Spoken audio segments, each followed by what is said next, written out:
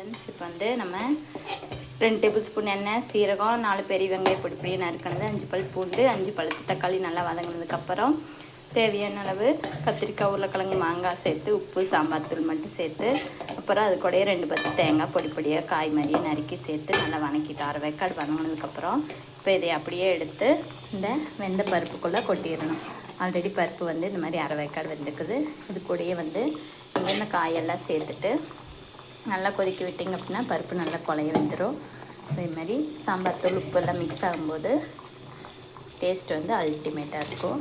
கல்யாண வீட்டு சாம்பார் மாதிரியே இருக்கும்.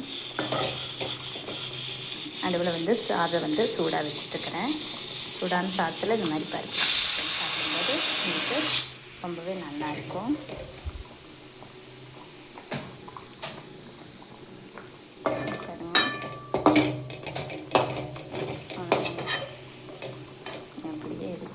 உள்ளே போட்டு நல்லா சிம்மில் வச்சுக்கோங்க, இல்லை மீடியம் ஃப்ளேமில் வச்சு பொங்கி வராத அளவுக்கு வச்சுருங்க.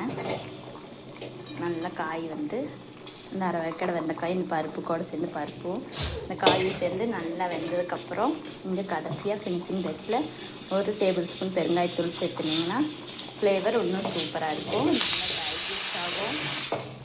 Very simple ingredient. தெரியாதவங்க கூட கற்றுக்கலாம். சொன்னதை அப்படியே ஃபாலோ பண்ணிங்கன்னா ஓகே.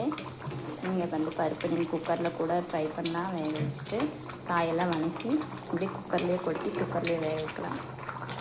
பாருங்கள், மாதிரி சிம்மில் வச்சுக்கோங்க. கொதி வரும்போது சிம்மில் வச்சு நல்லா கொதிக்க விட்டிங்கன்னா நல்லா பருப்பு சுண்டி காயெல்லாம் சுண்டி நல்லாயிருக்கும்.